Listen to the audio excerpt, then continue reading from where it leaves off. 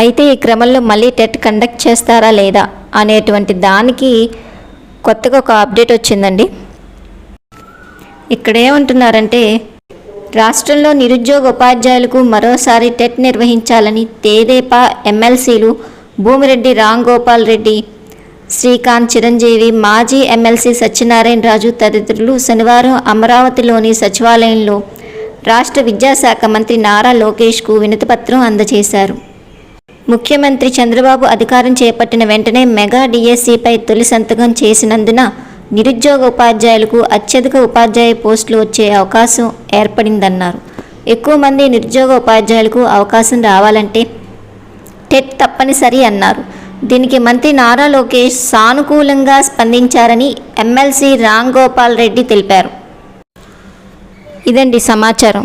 ఇంతేకాకుండా ప్రతి 6 నెలలకు ఒకసారి మనకు టెట్ కండక్ట్ చేయాలని